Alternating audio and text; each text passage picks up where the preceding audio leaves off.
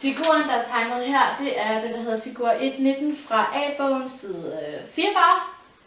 Og her kan vi se, at vi har punktet P0, og vi har vektoren P0P, så vi vil projicere over på vektoren N. Og der er 2 vinkler imellem. Og det her, der er her, det er linjestykket dist, som jeg skal forklare, hvorfor at det linjestykke er lige så langt som min projektion. For at projicere P0P på N, bliver vi nødt til at forlænge vektor N, da at de skal gå vinkelret på hinanden. Og det tegner meget fint med et rødstekridt. Nu blev det ikke lige, men det skulle det have været. Og så kan vi så tage herfra, og så til de møder hinanden. Så er den vinkelret på, og jeg har lavet min projektion af P0P på N. Skulle jeg lave en projektion af N på P0P, kunne jeg tage den fra det punkt der, og så køre den vinkelret ned. Grunden til, at det her linjestykke er på lige så langt som det her linjestykke, det er, at vektor N og dist er parallelle, og det er vi lige langt med.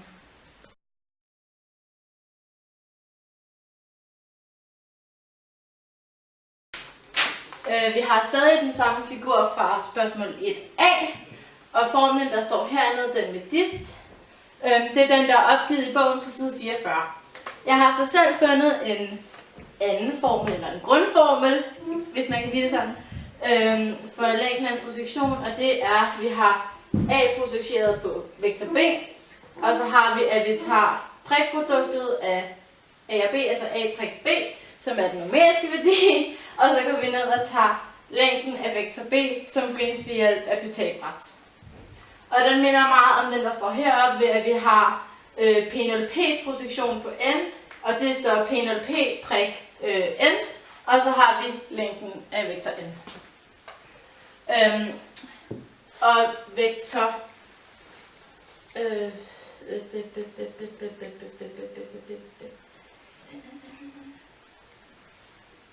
og for at udlede formlen for vektor P0P, skal det siges, at P0P er vektoren OP minus OP0. Og det gør vi ved, at vi har vektor OP, der er lige med x, y, z, og OP0, der er x0, y0 og z0, og dem trækker vi så fra hinanden således.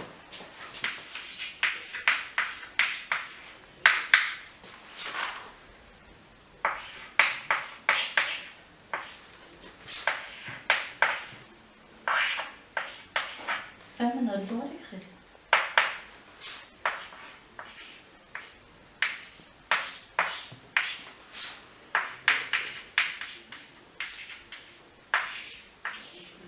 Meget flot.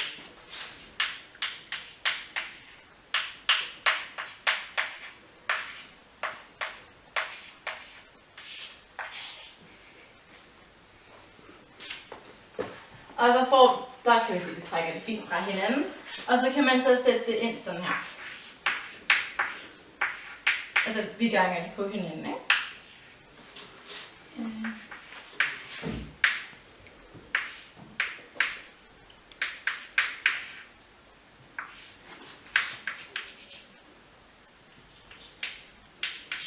Hold kæft, det er en lortetavle.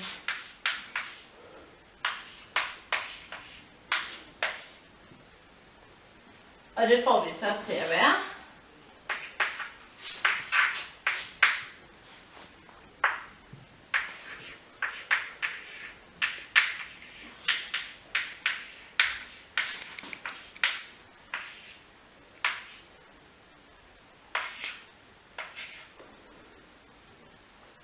Ja. Det ser jeg ikke. Ja. Og det kan vi se, det ligner meget den formel, vi kender, der hedder ax plus by plus cz plus d. Og det er en formel, vi kender til at finde længden med. Derfor, hvis vi sætter vores egne x, y og z værdier ind, så kommer den altså til at hedde sådan her. Dist er lige med. Den numeriske værdi er ax plus by plus cz plus d over længden som vi finder ved Pythagoras, er AN plus BN plus CN i en kvadratform. Vi har altså nu fundet en formel til at finde længden, som er meget nemmere end den, der bliver vist i bogen, der vi springer en hel del trin over, og vi kan se, at det faktisk kommer frem til ligner noget, vi kender i forvejen.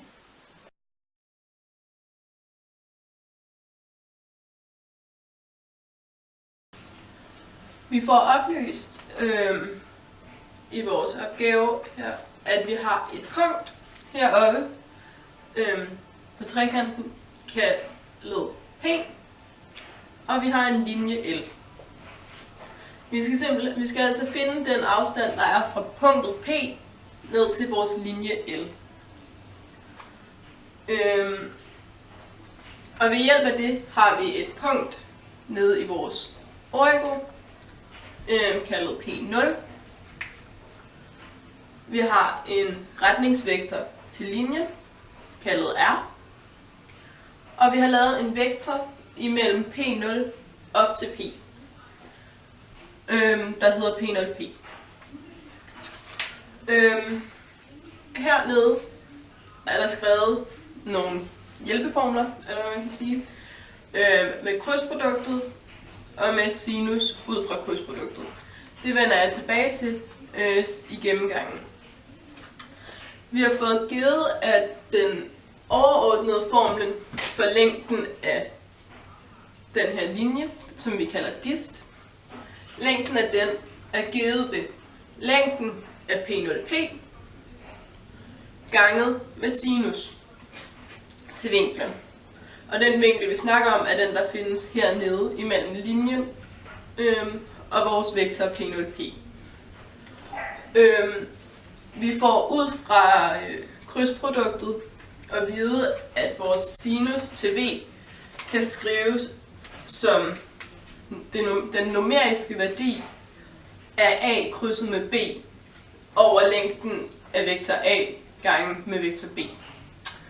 Når vi skriver den i forhold til de informationer, vi har, så bliver sinus til vinklen skrevet som retningsvektoren krydset med P0P, stadig den numeriske værdi af de her, over retningsvektorens længde ganget med længden for P0P.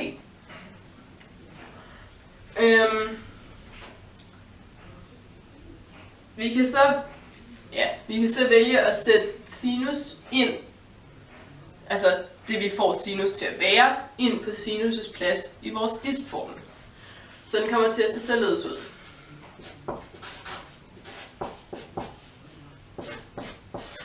Stadig længden af P0P,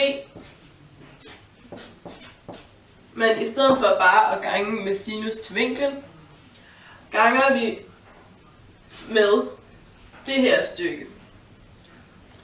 Det vil sige den numeriske værdi af retningsvektoren krydset med P0P over længden af retningsvektoren gange med P0P, eller længden af P0P. Vi kan så se, at P0P uden for brøken går ud med længden af P0P uden for brøken går ud med længden af P0P nede i nævneren. Så den kommer til at se sådan her ud. Altså længden af dist er lig med den numeriske værdi af retningsvektoren krydset med P0P over længden af retningsvektoren. Hvis vi så vil skrive den her mere ud, er det, at vi bruger den herover, som er krydsproduktet mellem A og B. Og i vores tilfælde er A vores retningsvektor, og B er vores P0P. Jeg skriver den ikke helt ud, det lader Tjalpe om, der har opgaven. Men jeg skriver lige, så man får en idé om det. Den er givet, den kommer så til at hedde dist, er lige med retningsvektorens koordinater, som er x, y og z, krydset med P0P's koordinater, som er her. Det vil sige P0 minuset, eller P minuset med P0's koordinater. Så får vi koordinaterne til P0P. Men vi skriver den bare op som P0 minus P0. Eller som P minus P0. Så den hedder x minus x0, y minus y0 og z minus z0. Hvis vi så vil skrive længden af retningsvektoren ud, så er det kvadratroden af rx i anden plus ry i anden plus rz i anden. Vi har altså her en formel, der er fuldstændig klar til bare at sætte tal ind, som svarer til den på sætning 1,8, når man skriver den lidt mere ud.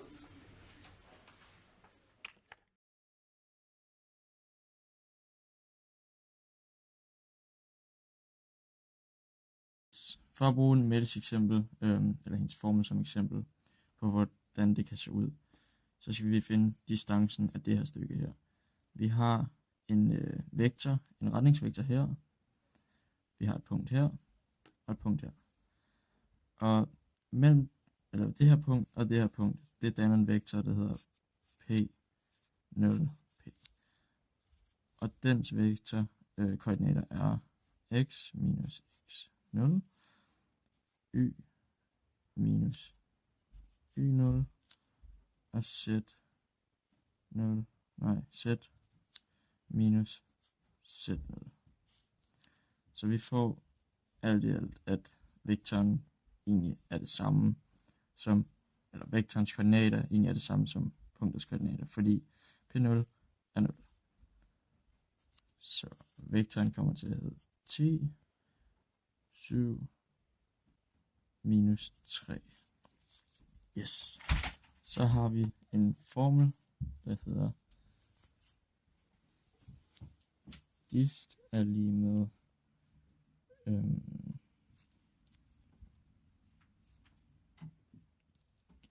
længden af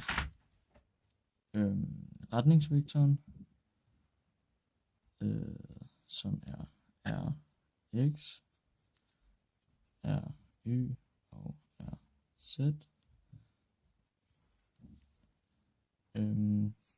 krydset med vores P0-vektor, eller P0P-vektoren, som er x minus x0, y minus y0 og z minus z0. Yes, og så skal vi dele med kvadratroden af retningsvektoren, er x i anden plus ry i anden plus z i anden. Så det kommer til at se sådan her ud.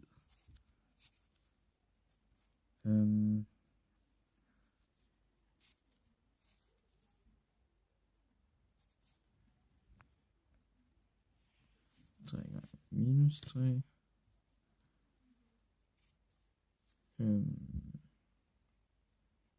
minus 5 gange 7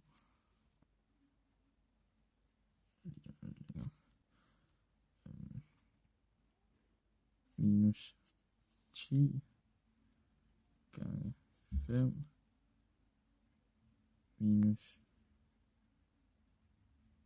3 gange 5. Og de sidste 10 gange 3 minus 7 gange 3.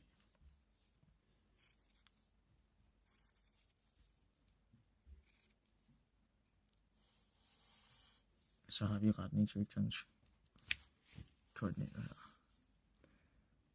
5 i enden plus 3 i enden plus 5 i enden. Og det giver alt i alt 10,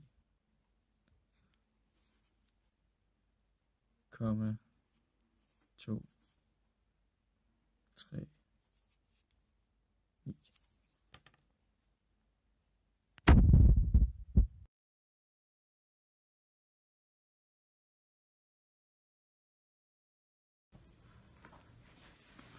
Det jeg har fået til opgave, det er, at jeg ved hjælp af sætning 1,8 i MAT-bogen skal finde den her distance, uden at bruge den vinkel, der er hernede. Og i stedet for at bruge den her vinkel, der skal jeg bruge skalarprodukt, også kaldet prikprodukt, til at finde distancen her. Det første jeg vil gøre, det er, at jeg vil finde længden hernede, og så bagefter finde længden her, for så at bruge Pythagoras til at finde distancen her. Den måde man kan finde længden her, det er ved at bruge den rette vinkel, kan jeg projicere P0P, vektoren her, ned på retningsvektoren hernede. Den hovedsagelige formel for at projicere ned på en linje, den hedder sådan her. A's position på B, vektor, er lige med B, vektor, prik, A-vektor, delt med længden af B-vektor. Men så for at det skal give mening ifølge vores her, så laver vi den lidt om. Så skriver vi P0P's position på retningsvektoren på linjen er givet ved der retningsvektoren på linjen prik P0P vektor delt med længden af retningsvektoren på linjen her. Og det er sådan, vi finder længden af den her. Så når vi har fundet længden af den her, skal vi bare finde længden på den her. Ved at finde længden af den her, der skal vi bare bruge Pythagoras. Det er forholdsvis simpelt. Længden af P0P, vektoren, den er givet ved kvadratrod af alle P0P's koordinater. Det vil sige P0P x i anden plus P0P y i anden plus P0P z i anden. Og så har vi så fundet P0P. Nu når vi har længden af den her, eller vi ved, hvordan vi finder længden af den her, og vi ved, hvordan vi finder længden af den her, så kan vi bruge Pythagoras sætning til at finde den sidste her. Pythagoras sætning, den lyder, der skriver herover a i anden, a i anden plus, b i anden er lige med c i anden. Hvis det skal give mening i forhold til vores formel, så vil vi skrive distancen, længden af distancen i anden, plus projektionen, længden af projektionen på retningsvektoren på linjen. Den vil så være lige med P0P. Sådan der. Men fordi vi skal finde distancen, og skal lige huske anden her. Men fordi at vi skal finde distancen, så vil vi lave den om til længden af distancen er lige med P0P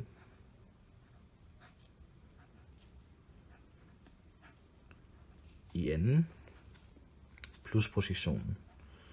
P0P's projektion på retningsvektoren på linjen der i anden. Og det er hovedsageligt sådan, vi vil finde distancen der. Men nu, når vi har fundet det her, så kan vi lave den lidt længere. Kan vi skrive distancen her.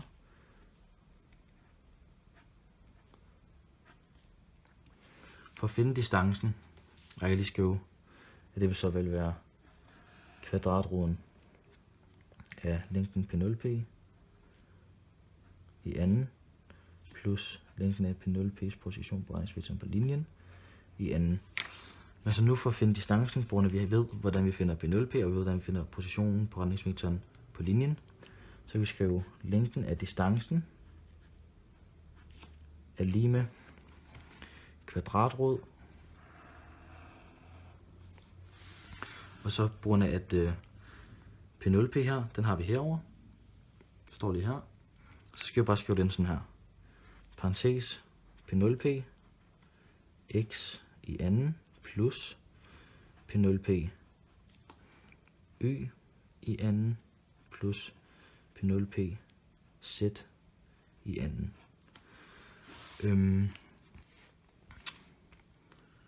Og jeg lige lagt mærke til at lave en fejl heroppe.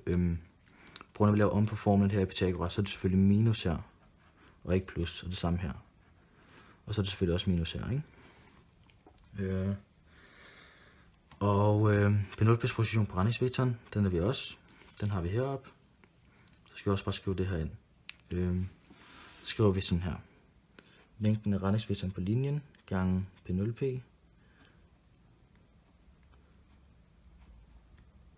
Nu er der ikke så meget plads, kan jeg se. Delt med retningsvektoren. Længden af retningsvektoren på linjen. Sådan der. Det vil så sige, at det her, det er en hovedsagelig formel til, hvordan vi finder distancen her, uden at bruge vinklen, men ved hjælp af skalarprodukt.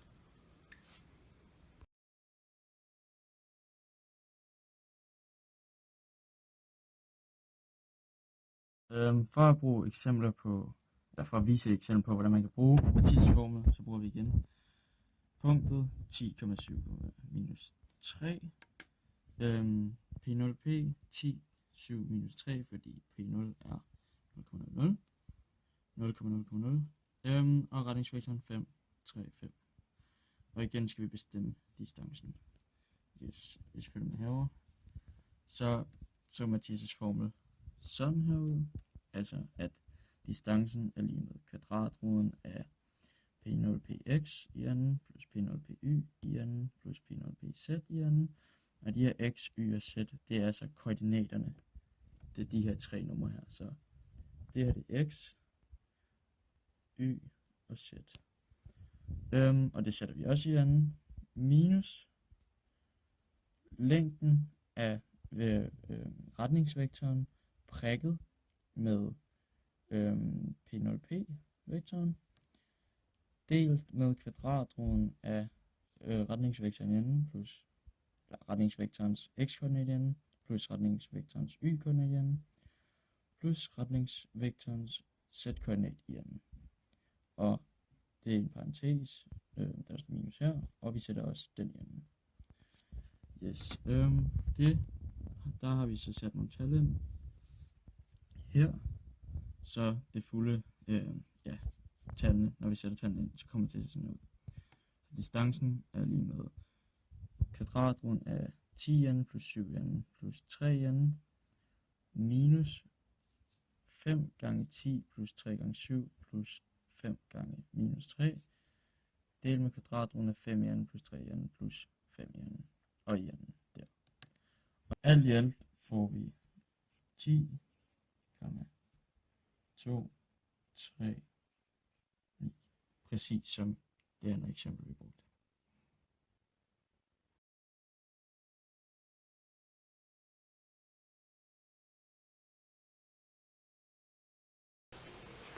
Jeg har opgave C, som er afstanden mellem to linjer. Og her har vi af vores slutformel, det skal være distancen mellem L1 og L2, som er vores linje. Det skal være lige med den numeriske værdi af prikproduktet af vektoren M, eller som er vores normalvektor, og P1 og P2, som er vores vektor mellem de to punkter, som vi har på planen. Og M hernede, det er også normalvektoren.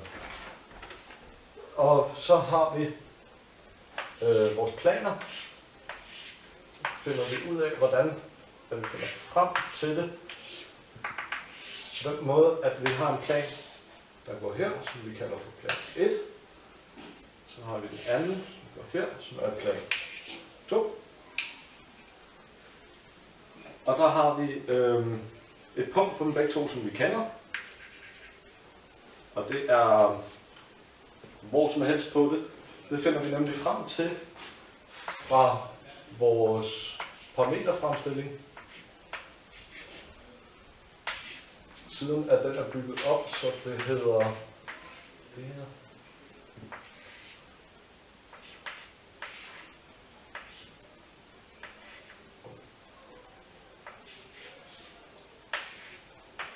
Så har vi en parameterfremstilling.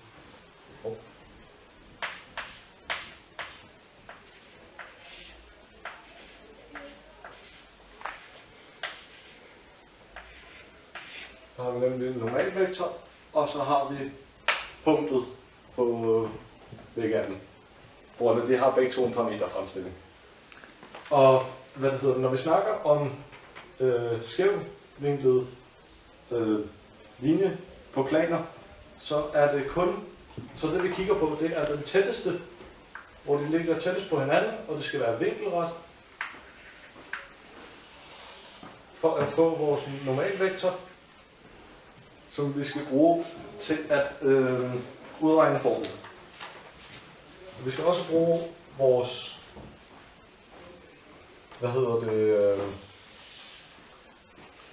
vores vektor fra punkt 1 til punkt 2.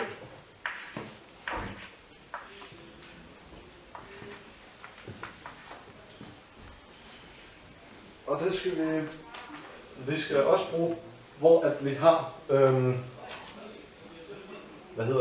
vi skal bruge retningsvektoren fra linje 1, skal vi have ned på 2'eren, projektere ned på, så den får den samme retning her.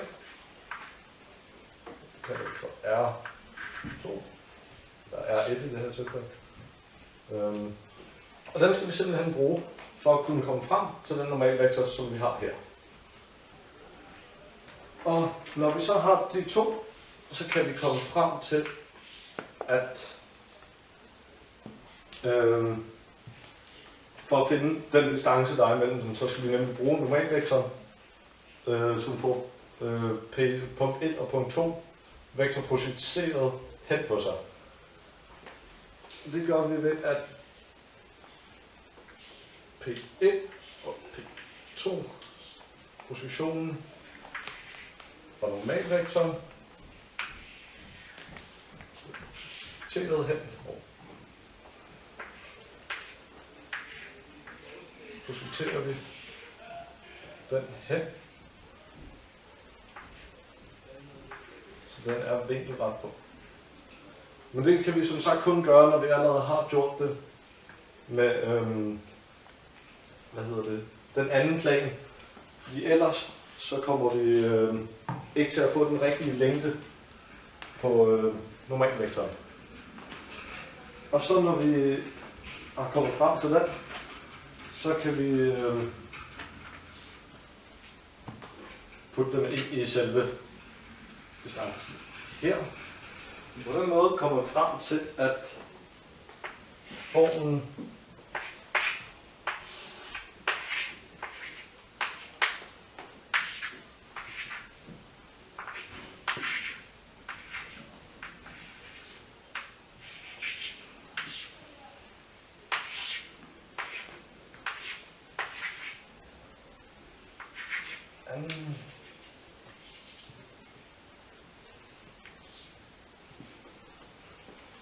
og så på den formel, så kan vi gøre så, at den skal det være sådan der, kommer til at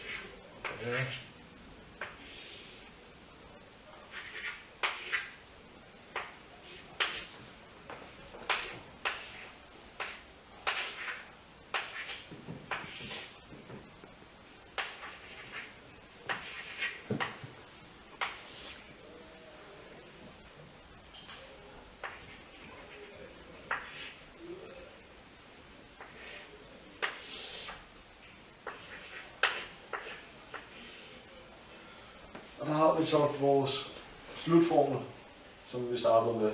Det eneste, jeg har gjort anderledes, er at vende op på de der to. hendes lyder. Men det er det samme.